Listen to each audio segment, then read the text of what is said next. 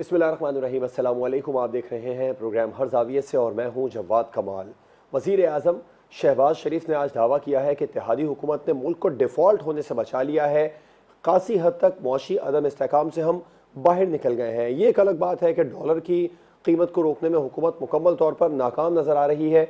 उन्होंने इस बात का एतराफ़ भी किया कि IMF ने हमारी नाक से लकीरें खिंचवा दी हैं और उन्होंने इस बात का भी उन्हें इस बात का इदराक है कि अगर सैलाब ना भी आता तो भी मुआशी सूरत हाल एक चैलेंजिंग थी।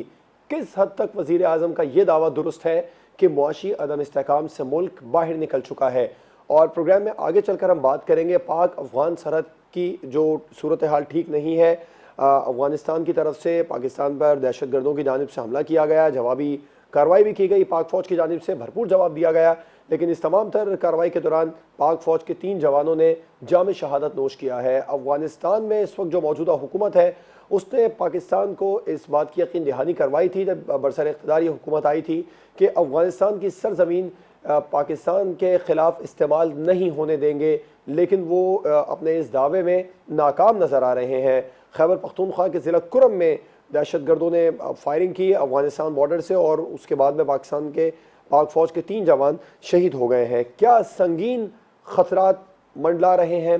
और प्रोग्राम के आखिर में बात होगी पंजाब और वफाक आमने सामने है गंदम बहरान को लेकर। वज़ीर आला पंजाब परवेज़ इलाही ने बाज़ाब्ता तौर पर एहतजाज के लिए मरासला भेजने का ऐलान भी कर दिया है और उन्होंने ये भी कहा कि वफाक पंजाब के साथ सौतेली माँ जैसा सलूक कर रहा है गंदम के मामले पर। इस सब का जिम्मेदार कौन है, इस पर प्रोग्राम में बात होगी। अपने मेहमानों का आपसे तारुफ करवाएंगे। हमें ज्वाइन किया है सीनियर तज्ज़ियाकार शहजाद चौधरी साहब ने, सीनियर तज्ज़ियाकार सज्जाद मीर साहब, सीनियर तज्ज़ियाकार रज़ा रूमी साहब और सीनियर तज्ज़ियाकार ज़ैगम खान साहब प्रोग्राम में हमारे साथ मौजूद हैं। तमाम मेहमानों का बहुत शुक्रिया।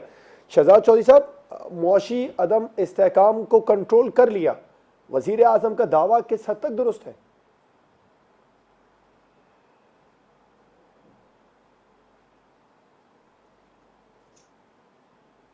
बहुत बड़ा दावा है मेरा ख्याल है कि, और इन हालात में जिसमें पाकिस्तान आज घिरा हुआ है, दुरुस्त तो बिल्कुल नहीं लगता और ना है। देखिए, किसी भी मुआशी इस्तेहकाम के लिए किन चीज़ों की ज़रूरत होती है। एक तो ये कि डिटेरिएशन जो आपका मुआशी हालत है वो और दिगर गूं ना हो, ना गिरे, एक तो ये होनी चाहिए। मेरा ख्याल है जब भी हम मेजर करते हैं कि हमने मुआशी इस्तेहकाम पा लिया, तो हमारी बड़ी लिमिटेड एक सोच है जिसके तहत हम ये अंदाज़ा लगाते हैं, यानी शहबाज शरीफ की हद तक या किसी भी गवर्नमेंट की हद तक। वो ये है कि बैलेंस ऑफ पेमेंट हमारी ज़रा बेहतर हो गई या पॉसिबल होगी, बैलेंस ऑफ पेमेंट पॉसिबल होगी, डिफ़ॉल्ट से बच गए। ये 2 बड़ी चीज़ें हैं, यानी डॉलर का बंदोबस्त हो गया। अगले साल जिस वक़्त जो हमारा माली साल जा रहा है, इसके अंदर जितने कर्ज़ाजात हमने अदा करने हैं, हम डिफ़ॉल्ट नहीं करेंगे। जो लोगों को पैसे देने हैं, जो बाकी मुल्कों को, बाकी इदारों को, इंटरनेशनल फाइनेंशियल इंस्टीट्यूशंस को, तो वो है इनका मयार मुआशी इस्तेहकाम का, यानी बंदोबस्त हो चुका है।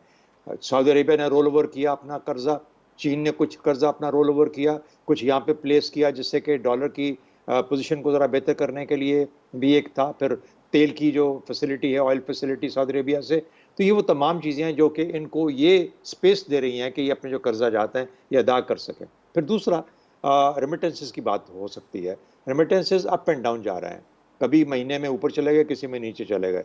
ये एक सीजनल फिनोमेना भी है और एक कांस्टेंट इसके ऊपर डिपेंडेंस मुनासिब नहीं होती। जब आपकी मुआशी डिपेंडेंस ऐसे वेरिएबल्स पे हो जो आपके काबू में नहीं है, जो कंट्रोल में नहीं है, तो आप इस्तेहकाम की कैसे बात कर सकते हैं। इस्तेहकाम तो तब होगा जब प्रोडक्शन होगी, ग्रोथ होगी। तो इसलिए मेरा अपना ख्याल ये है कि ये एक महज एक दावा है और गालिबन उन कुव्वतों को सेटिस्फाई करने की कोशिश की जा रही है जो कि ये समझते हैं कि अगर इनके साथ हो मुक़्तदरा जिसे कहते हैं, तो वो फिर इनकी जो हुकूमत है उसकी थोड़ी बहुत स्टेबिलिटी रहती है जब तक कि ये अगले इलेक्शन नहीं होते। तो ये जी, खौफ और ये इस किस्म की बातों को मद्देनज़र रखते हुए ये क्लेम किए जाते हैं, वरना इसमें हकीकत तो ज़ाहिर नहीं है। आपके यहाँ सैलाब की हालत देखिए, 10 से 30 अरब डॉलर आपका नुकसान हो जाएगा। क्रॉप, आपकी कॉटन क्रॉप ख़त्म हो गई, इंफ्रास्ट्रक्चर तबाह होकर रह गया एक तिहाई मुल्क का। यानी इससे कैसे आप कह सकते हैं कि हमारे इस्तेकाम आ गया। आपके लिए तो अगले 10 साल बहुत मुश्किल होंगे मुआशी इस्तेकाम के लिहाज से। मेरा ख्याल है बहुत ही एक महज खाली दावा है। सज्जाद मीर साहब, आप समझते हैं वज़ीर आज़म दुरुस्त कह रहे हैं, मुआशी अदम इस्तेहकाम पर काबू पा लिया है?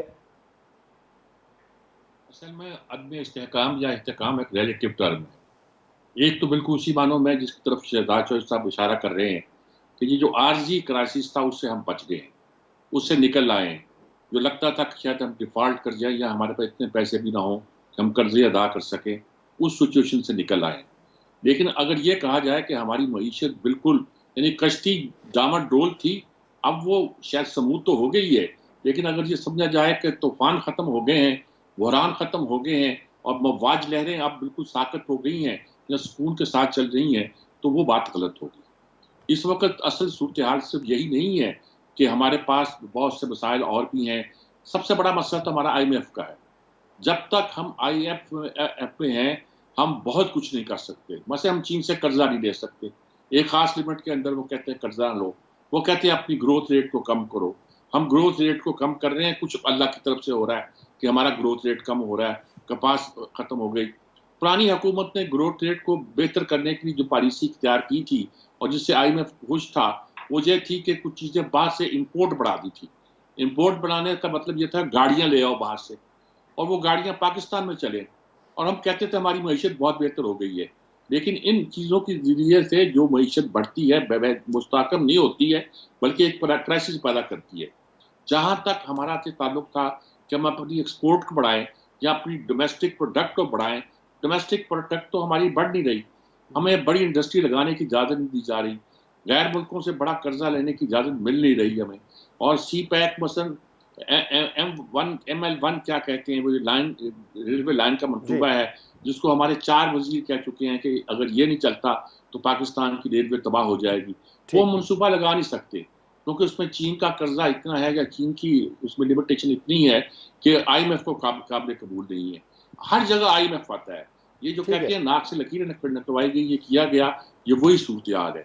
और IMF से निकलने का कोई तरीका भी इस वक्त नजर नहीं आता है। ठीक। कोई वो इसाकदार कहते थे कि जब डॉलर की कीमत इन्होंने थोड़ी सी लूज की तो उन्होंने कहा कि अब हमें IMF से जाने से कोई नहीं बचा सकेगा, वरना अगर मेरी पॉलिसियों पर चलते रहते तो हम IMF में नहीं जाते। जी। IMF में न जाने पर हमारे पास जो अल्टरनेटिव था वो ये था कि चीन CPEC था, और CPEC की इन्वेस्टमेंट थी जो प्रोडक्शन के लिए होनी थी। हमारे यहाँ इंडस्ट्रियल जोन बनने थे, ठीक वो है। हमने नहीं बनाए, बस बना दी और सड़क चलती रहेगी। जो भी जितनी बनी है, जैसी बनी, जो कुछ बनी है। तो सबसे बड़ी बात देखने की ये है कि ग्रोथ रेट हमारा कम हो रहा है, हमारी जो प्रोडक्ट्स हैं वो ज़ाया हो चुकी हैं, फसलें तबाह हो चुकी हैं। पास कॉटन हमारे पास है नहीं, ठीक है, मीर कॉटन साहब के का पॉइंट बगैर है। बिल्कुल ठीक है, तो वो इसलिए सिर्फ दावे की हद तक ही लग रहा है बयान उनका भी। रूमी साहब, आप क्या समझते हैं, किस हद तक दुरुस्त है प्राइम मिनिस्टर का ये दावा कि मुआशी अदम इस्तेहकाम को कंट्रोल कर लिया? देखिए, अब आपको तकाबुली जायजा आप तो उस तरह से लेना कि आज से चंद महीने पहले पाकिस्तान जो है वो डिफॉल्ट के दहाने पर खड़ा हुआ था। अप्रैल में पाकिस्तान के जो फॉरेन एक्सचेंज रिजर्व्स थे वो बिल्कुल गिरकर खतरनाक सतह पर आ गए थे कि हमारे पास सिर्फ 1 महीने की तेल की इंपोर्ट के डॉलर मौजूद थे। और उन हालात में, जैसे कि आप सबको इल्म है, IMF भी कई तरह की सख्त कड़ी शराइत लगा रहा था, कंडीशंस लगा रहा था कि जब तक वो पूरी ना की जाए तो वो अपना जो प्रोग्राम है उसको बहाल नहीं करेगा पाकिस्तान की इमदाद का। और जाहिरी बात है उसके ऊपर भी बड़ी सियासी बहस हुई। जो मौजूदा हुकूमती इत्तेहाद है उसके अंदर बड़ी जो है डिवीजन देखने में आई। खुद PMLN के अंदर बहुत सख्त तनाव जो है वो रिपोर्ट भी हुआ, आज भी मौजूद है कि बहुत से PMLN के लोगों का कहना था कि आप तेल की सब्सिडी नहीं ख़त्म कर सकते, महंगाई को मज़ीद नहीं बढ़ा सकते। लेकिन तमाम बातों को नज़रअंदाज करके मिफ्ता इस्माइल और शहबाज शरीफ ने ये कंडीशंस पूरी की और IMF के साथ कामयाबी से वो माहिदा जो है वो तय पाया और उसके अब पैसे भी रिलीज हो गए, जिससे कि एक बहुत बड़ा जी। बूस्ट मिला है और पाकिस्तान डिफॉल्ट की सिचुएशन से निकल आया है। लेकिन ये एक आर्जी स्टेप था। ये तवीलुल मयाद बुनियादों पर क्या माशी इस्तेहकाम आ सकता है, उस पर सही सही बात कही मुझसे पहले कि वो तो आता है कि जब आपकी शरह तरक्की जो है वो ऊपर जाए, आपके मुल्क में कारखाने और कारोबार उसको फ़रोग़ मिले और मैन्युफैक्चरिंग हो, तो वो तो स्टेज अभी नहीं आई। लेकिन ये ज़रूर हुआ है कि IMF की जो तायीद के बाद जो पाकिस्तान के दोस्त ममालिक हैं, मसलन सऊदी अरेबिया, जी। कतर, UAE, चाइना, उन सब ने पैसे दिए हैं पाकिस्तान की को इस मुश्किल सूरत हाल से निकालने के लिए। ठीक। अब जो बड़ा चैलेंज आ गया हुकूमत के लिए वो ये आ गया कि जो सारी मनसूबा बंदी थी वो धरी की धरी रह गई है। जिस तरह से ये सैलाब आए हैं और बेशतर जो हमारी फसलें हैं वो तबाह हो गई हैं। इसका ये मतलब है कि अगले आने वाले साल में जो खाने पीने की अशिया है, जो अजनास हैं, वो हमें इंपोर्ट करनी जी। पड़ेगी। उसमें गंदम और चावल सरे फहरिस्त हैं। ठीक है और अभी मौलवी साहब। आपने देखा है कि ऑलरेडी जो कीमतें जो है वो होशरुबा इजाफा हो चुका है। तो ये चैलेंजेस इस वक्त बहुत बड़े गवर्नमेंट को दरपेश हैं। लेकिन मैं ये समझता हूँ कि अगर सही दुरुस्त इकदामात किए जाए, चाहे उसमें सख्त फैसले ही क्यों ना करने पड़े, वो ज़रूरी हैं कि पाकिस्तान ठीक है। दोबारा डिफ़ॉल्ट की सिचुएशन की तरफ ना जाए। तो उस लिहाज से किसी हद तक शहबाज शरीफ का दावा जो है वो दुरुस्त है, दुरुस्त है। ठीक है। लेकिन क्या उससे लॉन्ग टर्म तरक्की होने का इम्कान है, वो अभी देखना बाकी है। जी ज़ैगम साहब, आप मुत्तफिक हैं वज़ीर आज़म के इस बयान से कि मुआशी अदम इस्तेहकाम पर काबू पा लिया?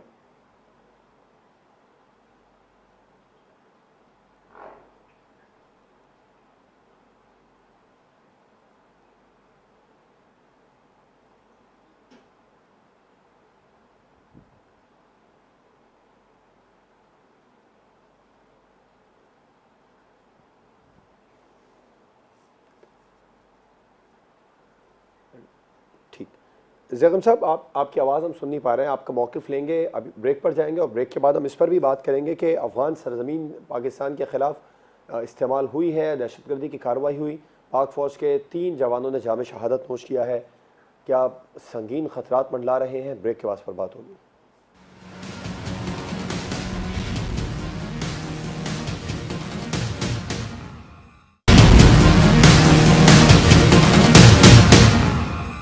Welcome back. अफगान सरजमीन से पाकिस्तान के खिलाफ फिर दहशतगर्दी का वाक़या पेश आया। फायरिंग हुई, फायरिंग का तबादला भी हुआ, जिसके नतीजे में पाक फ़ौज के 3 जवान जाम शहादत नोश कर गए और पाकिस्तान की जानिब से भी भरपूर जवाबी कार्रवाई की गई, भारी नुकसान पहुँचाया गया।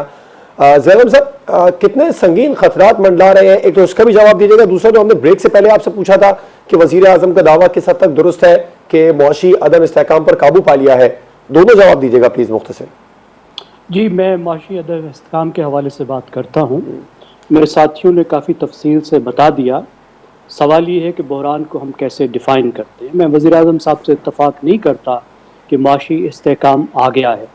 अगर वो ये कहते कि जो डिफ़ॉल्ट का ख़तरा था वो टल गया है, और उसमें भी मैं मज़ीद इजाफ़ा ये करूँगा कि वक्ती तौर पर टल गया है, तो फिर वो ठीक कहते।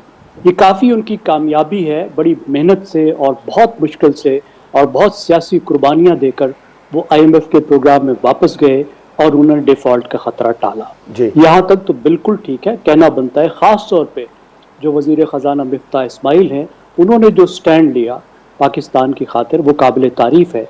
लेकिन एक तो मसला ये है कि सस्टेनेबल सोल्यूशन की तरफ हम नहीं गए। हमारे तमाम वो वजूहात जिसकी वजह से हम इस मसले में फंसते हैं, वो अभी तक वैसे की वैसे मौजूद हैं। हमारा जो बजट डेफिसिट है उसको कुछ कंट्रोल कर लिया, हमारा करंट अकाउंट डेफिसिट को कुछ कंट्रोल कर लिया, लेकिन जो हमारा ट्रेड डेफिसिट है उसको फ़र्क को कम करना अभी तक बहुत मुश्किल है। बैनुल-अक़वामी कमोडिटीज़ की वजह से आपको सपोर्ट मिल सकती थी इस साल, लेकिन जो बुनियादी एक बहुत बड़ी वजह है वो फ्लड्स की है, और फ्लड्स की वजह से $5 बिलियन से ज़्यादा का आपको मज़ीद इम्पोर्ट पर इन्हिसार करना होगा, और इस साल हम वहीं पर आ खड़े होंगे जहाँ पे पिछला साल था। ये तो पहली बात होगी। देखिए, जो दूसरी बात है जो आपने पूछा कि अफ़गान तालिबान जिस तरीके से पाकिस्तान से सलूक कर रहे हैं, और अफ़गानिस्तान एक पनाहगाह बनी हुई है पाकिस्तान के ख़िलाफ़ दहशतगर्दों की, ये बहुत अफसोसनाक बात है। और दुख की बात है कि जो अफ़गान हुक्मरान हैं वो कभी ये नहीं समझे कि उनके जो काम है उसकी वजह से ख़ुद उन पर कितना असर पड़ता है, क्योंकि ये 2 रियासतों का मामला है। जब एक रियासत दूसरी से खिलवाड़ करती है तो फिर कुछ न कुछ ब्लो बैक भी आता है। तालिबान ने दुनिया से 3 वादे किए थे और वो इस वक्त तीनों से मुकर चुके हैं। उन्होंने वादा किया था कि वो किसी तरह के दहशतगर्दों को पनाह नहीं देंगे। आपने देखा कि अल-कायदा के जो इस वक्त के चीफ हैं उनको भी ड्रोन से वहाँ हलाक किया गया।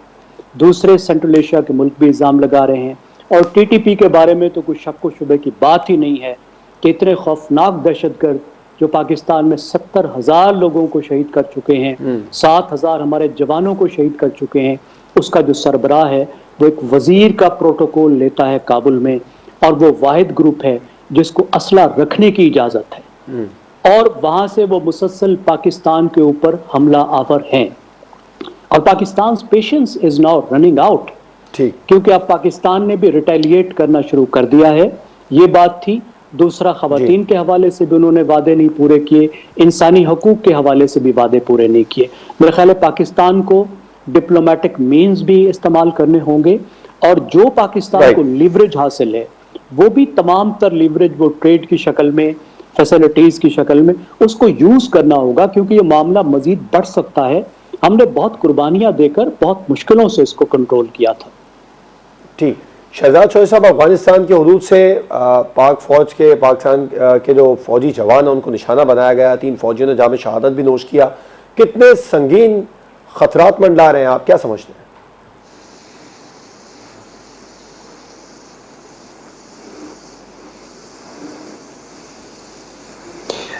देखिए, संगीनी की बात तो मैं बाद में करता हूँ, लेकिन बुनियादी तौर पर मेरा ख्याल है कि जिस किस्म की रियासत अफगानिस्तान है, अभी की नहीं, अभी तालिबान के नीचे नहीं, हमेशा से, चाहे अशरफ गनी की हुकूमत, चाहे कारज़ई था, चाहे अब उसके बाद अब ये है, आप कह सकते हैं कि एक जंगी कैफियत थी, उसके अंदर ये मामला हुए।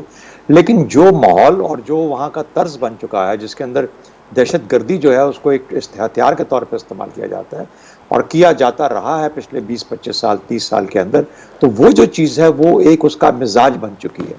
तो रियासती तौर पर एक रेंटियर स्टेट है, ये वो रियासत है कि जहाँ से जिस हाजिर है, किसी के लिए भी जिसको कुछ काम करवाना हो, उनको कुछ दे दिला के आप काम करवा सकते हैं। अगर रियासत नहीं भी कर रही तो रियासत ऐसे ग्रोहों को पनाह देती है या उनको इजाज़त देती है कि जो ये इस काम में मुलव्वस हो सकते हैं। उसके अंदर अब आप भले जिसको मर्जी दाइश हो, दाइश तो उनके खिलाफ है, लेकिन टीटीपी, लेकिन ग्रुप के तौर पे दाइश आज भी वहाँ मौजूद है, और अगर संगीनी आती है तो दाइश से आती है। तो मेरा ख्याल है कि पाकिस्तान ने अपना बहुत वक्त और बहुत सरमाया अफगानिस्तान पर ज़ाया किया है, और मैं पिछले 30, 35, 40 साल की बात कर रहा हूँ। मुझे यूँ लगता है कि ये रियासत हमेशा ऐसी ही रहेगी जैसे आज है, ये कभी भी उस लेवल पे नहीं पहुंच पाएगी, या 79 से पहले की हालत में नहीं जाएगी कि जहां पर किसी किस्म का कोई इस्तेहकाम हो, प्रेडिक्टेबिलिटी हो। इस्तेहकाम वो होता है जो किसी रियासत की प्रेडिक्टेबल रिलेशनशिप की तरफ इशारा करता है। यहाँ पर अगर इनका बॉर्डर बंद हुआ, थोड़ी सी ट्रेड बंद हुई, वहां से स्मगलिंग का निज़ाम बंद हुआ, उन्होंने हमला कर दिया, पेंस के ऊपर हमला कर दिया, बॉर्डर को एक्सेप्ट करने से इनकारी हो गए। इस किस्म के मसाइल, आप मसूद अजहर का मामला है, तो वहां पर वो इस किस्म के ग्रोहों को जमा करके एक लेवरेज क्रिएट करते हैं पाकिस्तान के खिलाफ, जहां पर अगर डॉलर्स चाहिए तो पाकिस्तान की मार्केट से डॉलर जाएंगे, उनको माशी प्रेशर हम पे पड़ेगा, उनके लिए इंपोर्ट्स हम करेंगे क्योंकि दुनिया में उनसे कोई कारोबार नहीं करता। इस किस्म के मामलात हैं। तो मेरा ख्याल है वो रियासत में ब्लैकमेल कर रही है।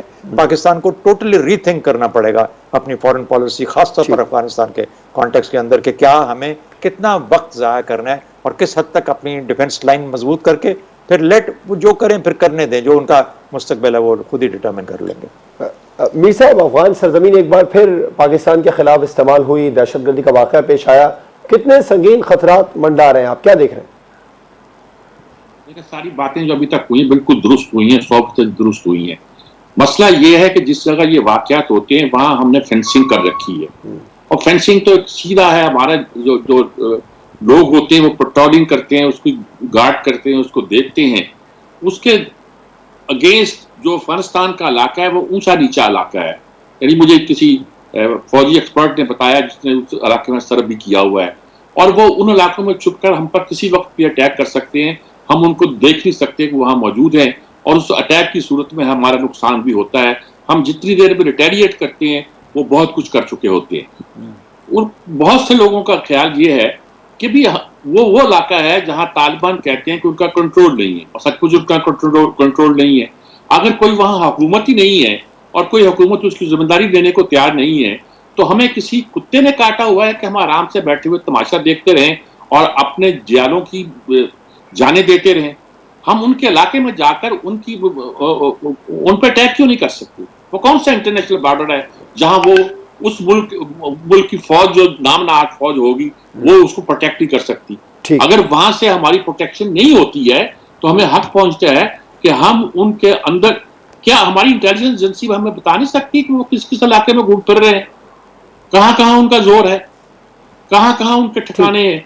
हमने बहुत कुछ अफगान महाज पे किया है और अफगान महाज के बारे में हम एक्सपर्ट हैं, हमसे ज्यादा जानने वाला कोई नहीं है, फिर हम बैठे क्या तमाशा देख रहे हैं। असल वो बिल्कुल ठीक है, डॉलर जाता है हमारा, हम रोक नहीं पाते, हमारी चीजें ट्रेड जाती है, अफगानिस्तान से वापस आती है, हमारी यहाँ बिकती है, हमारी इकोनॉमी तबाह हो रही है, हर चीज को हम तबाह किए जा रहे हैं ये कहकर कि हमने अफगानिस्तान को गोया बचाना है, दुनिया उसको तस्लीम नहीं करती। इस बार तो हमें भी इतनी जरूरत नहीं हुई कि हमने उसे तस्लीम कर लेते। सूरत हाल जब ऐसी पैदा हो चुकी हो तो हमें गौर करना चाहिए, सोचना चाहिए। अफगानिस्तान इतना बड़ा मुल्क नहीं है कि वो हमें ब्लैकमेल करता रहा और ब्लैकमेल होते रहें। हमें सोचना पड़ेगा, यकीनी तौर पर हमें अफगानों की मदद करनी है और हम मदद कर रहे हैं, लेकिन मदद का मतलब ये नहीं है कि वो हमारे पीठ पे छुरा घोंपे। अगर बॉर्डर के उस तरफ कोई सरगर्मियां होती हैं तो उनकी सरगर्मी हमारा फर्ज है। बिल्कुल ठीक है, बूट ऑन ग्राउंड रखे ना रखे, हमारे मसाइल उनको हिट कर सकते हैं, हमारी और बहुत सी सलाहियतें हैं जो उनके लिए मसला पैदा कर सकती हैं। दहशत गर्दों को अगर अफगान तालिबान ओन नहीं करते तो हमें उनके खिलाफ कार्रवाई करना पड़ेगी। यहाँ बैठकर जब हम अपनी एक फेंस की हिफाजत कर रहे होते हैं और वो अटैक कर देते हैं तो हमारे लिए मसाइल पैदा होते हैं। बिल्कुल ठीक है, हमारे लिए मसाइल पैदा होते हैं और हमें जवाबी कार्रवाई करना होगी। मीर साहब का पॉइंट है। रूमी साहब, आप क्या समझते हैं, कितने संगीन खतरात मंडरा रहे हैं अफगान सरजमीन पाकिस्तान के खिलाफ दहशत गर्दी के लिए इस्तेमाल होना शुरू हो गई दोबारा? जी, मैं बिल्कुल शहजाद चौधरी साहब और मीर साहब की बातों से 100% इत्तेफाक करता हूँ। बल्कि शहजाद चौधरी साहब ने तो आज जो है कई कदम आगे बढ़ा के उन्होंने पूरे रीथिंक की बात कर दी और मैं समझता हूँ ये वक्त आ गया है कि पाकिस्तान को भी ये देखना होगा कि हमने तकरीबन 40 साल से या उससे भी ज्यादा हो गए हमने क्या क्या नहीं किया। अफगानिस्तान पे जब सोवियत हमला हुआ तो हमने कहा कि वहां पे जो है मुजाहिदीन को हम सपोर्ट करते हैं, अमेरिका और सऊदी अरेबिया हमारे साथ थे, हम अपनी तरफ से उन्हीं की मदद कर रहे थे। उसके बाद फिर से उनकी हम हर तरह से मदद करते रहे, जो उनके रेफ्यूजीज आए उनको हमने यहाँ पे पनाह दी। और ठीक है, गलतियां भी बहुत हुई हैं, तो आई थिंक माजी की पॉलिसियों का ही आज भुगत रहे हैं हम। ये जो देख रहे हैं, टीटीपी कोई खला में तो पैदा नहीं हुई, आसमान से तो नहीं आई, वो इसी जो है गिरोह जो है इसी की एक ब्रांच है, एक ज़ैली शाख है जो कि हमारे खिलाफ अब इस्तेमाल करने के लिए एक तुर्क का पत्ता बन चुकी है अफगान तालिबान के हाथ में। अब ये सवाल ये पैदा होता है कि एक तरफ तो हम कहते हैं कि जो अफगान तालिबान की हम हिमायत करते रहे हैं, उनके लिए हमने आज़ादी का हसूल किया है। आपको याद होगा कि हमारे वजीर आजम, साबिक वजीर आजम ने कहा कि उन्होंने गुलामी की जंजीरें तोड़ दी हैं, और साबिक जो DGISI थे वो भी वहां पे काबुल में मौजूद थे और उन्होंने चाय की प्याली पीते हुए कहा कि हर चीज everything will be all right.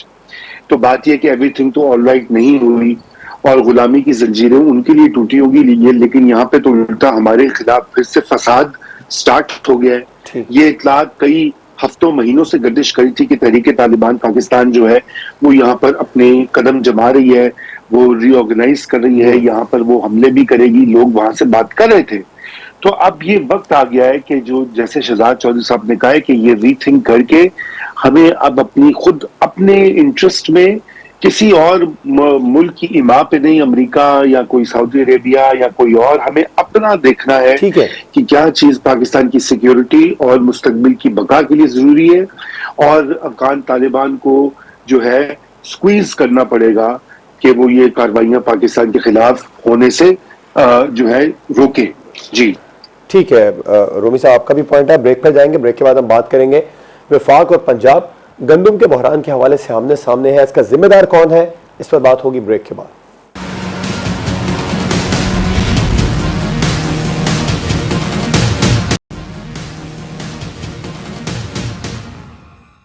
Welcome back. गंदम के बहरान को लेकर पंजाब के वज़ीर आला चौधरी परवेज इलाही ने कहा है कि पंजाब के साथ वफाक सौतेली माँ जैसा सलूक करती नजर आ रही है।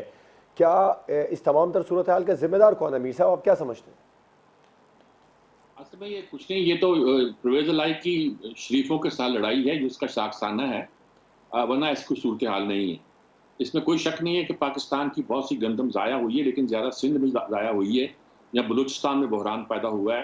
खैबर पख्तूनख्वा में तो हमेशा ही रहता है। क्योंकि वहाँ से गंदम अफगानिस्तान जाना होती है, उसका आटा जाना होता है और वो आटा पीसने वाली मिलें जो है ना, क्राइसिस पैदा करती रहती है। इस वक़्त पंजाब में इस परवेज़ इलाही की हुकूमत आने से पहले एक बार मैंने हमज़ा शहबाज से ये सुना था, वो एक ऐसी महफ़िल में बैठे हुए थे जहाँ वो बता रहे थे कि कितनी उन्होंने प्रोक्योरमेंट की है। तो उनका कहना था कि 50 लाख टन गंदम प्रोक्योर कर चुके हैं। ये श बताते हैं परवेज़ इलाही कि 10 लाख टन ज़ाया हो गई। मुझे नहीं समझ आता कहाँ ज़ाया हो गई। क्या हमारे स्टोरेज ख़राब है? जनूबी पंजाब में तो ऐसी कोई गंदम होती नहीं है। तो कहाँ ज़ाया हो गई? कैसे ज़ाया हो गई? हो मसला सिर्फ इतना है कि वफाक इस वक्त ये देख रहा है कि जिन सूबों को ज़्यादा ज़रूरत है वहाँ गंदम प्रोवाइड की जाए। बलूचिस्तान को ज़्यादा ज़रूरत है, सिंध को ज़्यादा ज़रूरत है, खैबर पख्तूनख्वा को ज़्यादा है और ये सोच रहा है कि पंजाब में तो सरप्लस पड़ी हुई है, उसको शायद प्रोवाइड नहीं की गई होगी। तो इसकी वो शिकायत कर रहे हैं और ये तरीका है हमारा, सूबे किया करते हैं। कभी सिंध का किया करता है कि वफाक हमारे साथ ये सलूक कर रहा है, कभी अब पंजाब कर रहा है। ये पंजाब की शिकायत नहीं है, जी ये चौधरियों की शिकायत है शरीफों के खिलाफ। ये पंजाब की अपनी पॉलिटिक्स का एक शाखसाना है जो दिखाई देता है। मेरे ख्याल में ये इसमें कोई शक नहीं है कि हम गंदम बाहर से मंगवा रहे हैं और गंदम की ज़रूरत हमें पड़ेगी। हमारी गंदम काफ़ी ज़ाया भी हुई है और शायद फसल भी कम हुई है, 3 लाख टन कम हुई थी, लेकिन अब हमें ज़्यादा जी मंगवाना पड़ेगी, इसमें कोई शक नहीं है। लेकिन कोई इतना बड़ा क्राइसिस कि उसको वफाक और सूबे का क्राइसिस बनाया जाए, ये फ़िलहाल मैं कह रहा हूँ, आने वाले दिनों में कुछ नहीं कह सकता। अभी तो फसल की बुआई का ज़माना शुरू नहीं हुआ और हमने चीखुम-दाट शुरू कर दी है। मेरे ख्याल में आने वाले ठीक। दिनों में शायद इतना बड़ा प्रॉब्लम ना हो। रूमी साहब, जिम्मेदार कौन है वफाक और पंजाब गंदम के बहरान को लेकर आमने सामने? देखिए, मीर साहब ने जो बात कही है बिल्कुल दुरुस्त कही है कि ये सारी सियासत है और ये वो जैसे कि मतवक्को थी, कोई हैरानगी की बात भी नहीं है।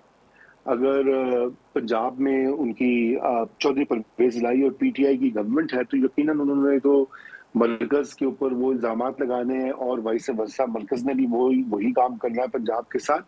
तो ये मामला जो है ये बदकिस्मती का मामला है कि ये क्योंकि अब पाकिस्तान जो है वो कोलिशंस के दौर में दाखिल हो चुका है और मुस्तकबिल में भी कोलिशंस होंगी। तो सवाल ये पैदा होता है कि ये मसला उठना नहीं चाहिए।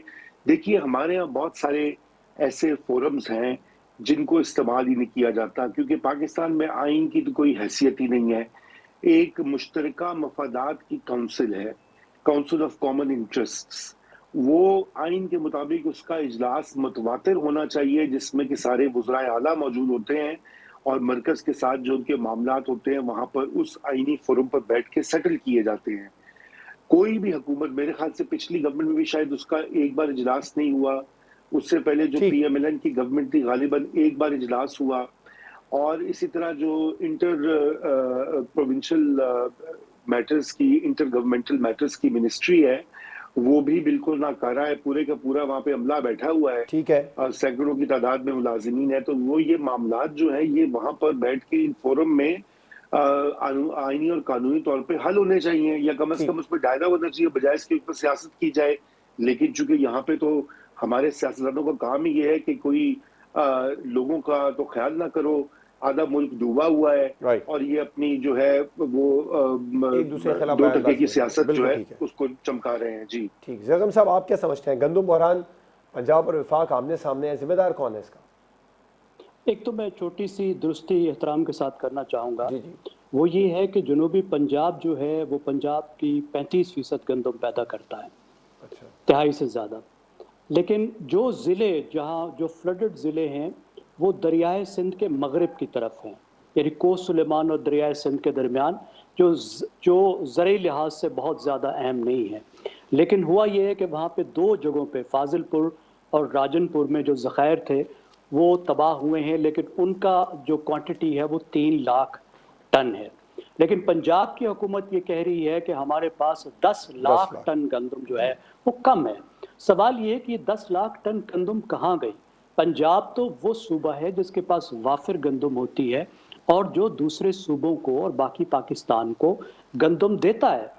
और जो तरीक़ाकार है कि पंजाब की हुकूमत या कोई भी सूबाई हुकूमत फ्लोर बिलों को 40% जो ज़रूरत होती है गंदम की वो हुकूमत देती है सब्सिडाइज्ड रेट पे, बाकी 60% वो ओपन मार्केट से ख़रीदते हैं। यानी लोगों ने जो ज़खायर किए होते हैं उससे लेते हैं। अब पिछले साल मुझे याद है रिपोर्ट्स आई थी कि पंजाब की हुकूमत ने, जो बुज़दार साहब की हुकूमत थी, उन्होंने वक्त से पहले गंदम आते ही गंदम रिलीज करनी शुरू कर दी थी, जिस वक्त रिलीज नहीं की जानी चाहिए फ्लोर मिलों को। और फ्लोर मिलों की बहुत पुराना ये करतब है कि वो मार्केट में जाके आगे गंदम को फरोख्त कर देते हैं, क्योंकि हुकूमत से सस्ती मिलती है, वो सस्ती लेकर फिर आगे वो फरोख्त करते हैं। तो ये एक तो हमें देखना होगा, पहले हुकूमत पंजाब वजाहत करे कि ये 10 लाख किधर गई और इस बहरान की नेचर क्या है। लेकिन मुझे सिर्फ इजाफा करना दीजिए कि पाकिस्तान में गंदम का एक संजीदा बहरान गुज़श्ता 3-4 साल से जन्म ले चुका है और ये संजीदा से संजीदा होता चला जाएगा। उसकी वजह यह है कि आपकी आबादी सालाना 2% से ज़्यादा बढ़ रही है और आपकी क्रॉप सालाना आधे फीसद से कम बढ़ रही है। तो आपके जो माउथ्स टू फीड हैं, यानी जो मुंह है वो ज़्यादा बढ़ रहे हैं और गंदम कम बढ़ रही है। उसके नतीजे में गुज़श्ता अगर आप देखें 3-4 साल से आपको 30 लाख टन गंदम बरामद करनी पड़ रही है, जिस पर $1 बिलियन से ज़्यादा खर्चा आ रहा है। और इस साल का जो तखमीना पहले से लगाया गया था वो $3 बिलियन का था इस तबाही से पहले। तो इस मुसीबत में हम अपने आप को डाल चुके हैं। वजह यह है कि हम गंदम की इकानमी पे तवज्जो नहीं दी, हमने फार्मर्स पे तवज्जो नहीं दी। पिछले साल भी जो फार्मर्स थे उनको खाद अवेलेबल नहीं थी, उनकी इनपुट्स इंतहाई महंगी हो चुकी है जो वो अफोर्ड नहीं कर सकते। और ज़राअत पर और फूड सिक्योरिटी पर तवज्जो का ये आलम है कि पंजाब में बागों पर बुलडोज़र चला के, फसलों पर बुलडोज़र चला के बड़ी बड़ी हाउसिंग कॉलोनियां बनाई जा रही हैं, जहां पे कनाल के प्लाट जो हैं वो सजाए जा रहे हैं। ये आपको पूरे पंजाब में इस वक्त भी लाहौर की ज़रखेज़ तरीन ज़मीन पर आपने तस्वीरें वीडियोस देखी होंगी, मुल्तान के तमाम बाग जो हैं वो DHA में कन्वर्ट हो गए। तो इस मुल्क के साथ यही होना है और कुछ नहीं होगा। ठीक है, शहजाद चौधरी साहब, आप क्या समझते हैं, जो परवेज़ इलाही साहब शिकायत करते नजर आ रहे हैं विफाक के साथ कि पंजाब के साथ सौतेली माँ जैसा सलूक किया जा रहा है गंदम बहरान को लेकर, इस सब का जिम्मेदार कौन है? देखिए, इसकी जिम्मेदार सियासत है। ये इसको मैं अजनास की सियासत बोलूँगा। ज़ैगम साहब ने बहुत ही डिटेल के अंदर और बहुत बेहतर तौर पर इस सारी चीज़ सूरत हाल का हमें बताया। मैं सिर्फ ये ऐड करना चाहता हूँ कि ये अजनास की सियासत है। और पिछले दौर में, इमरान खान के दौर में चीनी का मसला पैदा हुआ। हमारे यहाँ जब चीनी की कीमत या आटे की कीमत इस तेज़ी से बढ़ती है जिस तेज़ी से बढ़ी है, पिछले दौर में चीनी की बढ़ी, अभी आटे की बहुत बढ़ गई, तो आपको उसका मकसद ये होता है कि सियासी तौर पर नुकसान पहुंचता है सिटिंग गवर्नमेंट को। अब जब वो इतनी कीमत बढ़ चुकी है आटे की, तो उसके बाद वो जो उसका जिम्मेदार ठहराया जाएगा वो परवेज़ इलाही की गवर्नमेंट की ठहराया जाएगा। उसके पास और कोई चारा नहीं है सिवाय इसके कि वफाक पे उसको जिम्मेदार ठहराए। तो ये आपस की चपकलश होता क्या है, मिस गवर्नेंस होती है, मिस एडमिनिस्ट्रेशन होती है। फिर जाहिर है कि आपने लॉस का सुना जगम साहब के जवाब के अंदर। तो मेरा अपना ख्याल ये है कि इन तमाम चीज़ों की जो कॉम्बिनेशन है, जो इनका मुकम्मल आपस में जो असर है एक दूसरे के साथ मिल के, वो इस तरह का पड़ा है कि पाकिस्तान की माशी सूरत हाल के अंदर एक और मुश्किल और फिर उससे सियासी मसाइल दो हुकूमतों के दरमियान जो मुख्तलिफ पार्टियों की हैं जन्म ले रहे हैं। ठीक है, शहजाद चौधरी साहब, सज्जाद मीर साहब, रज़ा रूमी साहब और ज़ैगम खान साहब प्रोग्राम में हमारे साथ मौजूद थे। तमाम मेहमानों का बहुत शुक्रिया। प्रोग्राम आपने देखा नाज़रीन, आपसे मुलाकात होगी इंशाअल्लाह कल। इजाज़त दीजिए, अल्लाह हाफ़िज़।